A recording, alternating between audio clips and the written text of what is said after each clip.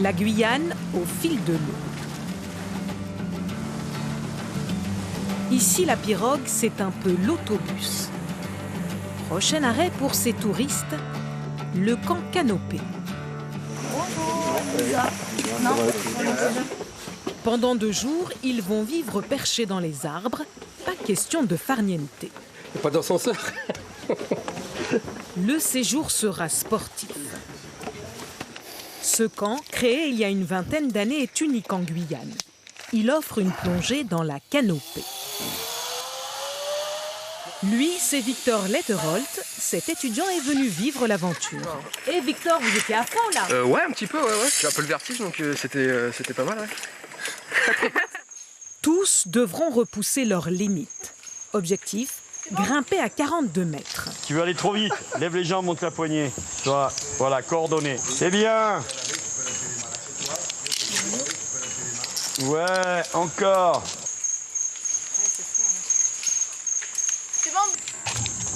Ok, Victor, c'est bon, c'est fini. Allez, t'es arrivé. Comment tu te sens? Crevé. Comment ça, crevé? Pas d'effort, quoi. Une échelle, une dernière grimpette. Et la forêt vue des cimes s'offre à eux. Mais il est coincé.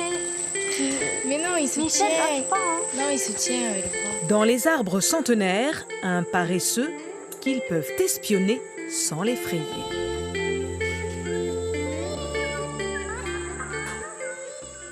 C'est un peu un rêve, l'Amazonie c'est quand même bon. C'est comme une partie sauvage, donc c'est toujours agréable de la voir. On se sent un peu chanceux, quoi. Puis il n'y a pas trop de monde, si c'est agréable, ça reste toujours un petit groupe. Donc c'est ça qui est agréable, c'est pas le truc de masse où on n'a pas de place pour voir. Prendre son temps, remonter les fleuves. La Guyane en compte 9, ainsi que de nombreuses rivières.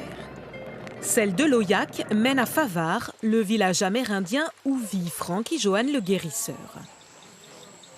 Il va vous nettoyer le sang. Si vous avez des problèmes de foie, par exemple, des choses comme ça. En fait, c'est un petit docteur, en fait. Tous les week-ends, il accueille des touristes Très amer, hein. à qui il fait découvrir les plantes médicinales. Ça vous plaît? Oui, j'aime beaucoup tout ce qui est médicinal. Et en plus, ça permet de ne pas forcément se tourner vers les produits chimiques et donc se tourner vers ceux que la nature nous procure. Le village de Francky Johan est le tout premier à proposer un tourisme communautaire.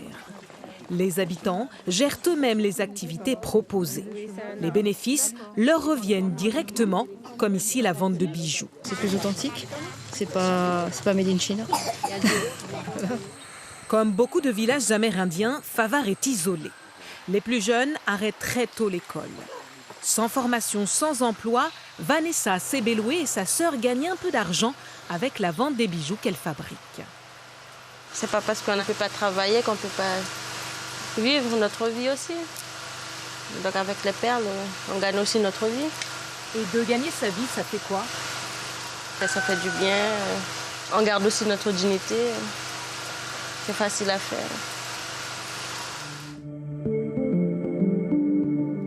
Située entre le Suriname et le Brésil, la Guyane, c'est le plus grand département de France. Son littoral atlantique, c'est le terrain de jeu de Damien Chevalier, chercheur au CNRS. Balise Argos. On a la caméra embarquée aussi. Bon, on est bon. Damien et sa collègue sont en Guyane pour une dizaine de jours. Leur mission, étudier la tortue. On va allumer. Durant toute la nuit, ils vont arpenter une plage. Bonsoir. Une seule obligation, se munir de lumière rouge pour ne pas effrayer les tortues. En fait, c'est interdit les lumières blanches. Vous n'avez pas de... On a remarqué que dès qu'on avait des lumières blanches, on voyait les tortues vertes faire demi-tour à plusieurs centaines de mètres. Donc là, on essaye de limiter justement cet impact. Il y a une tortue lutte qui monte à 10 mètres de toi. Ok, bien reçu. La lutte, c'est la plus grosse tortue marine. De juin à août, elle vient faire son nid sur les côtes guyanaises. Là, on voit un trou dans la nageoire postérieure. Ça peut être dû à des hameçons qui s'accrochent, qui arrachent un peu le tissu, quoi. Donc la tortue lutte est en déclin. Le premier facteur serait la pêche accidentelle. On a aussi l'érosion qui détruit 40% des nids chaque année. Donc c'est aussi qui explique qu'on n'aurait pas un renouvellement de la population.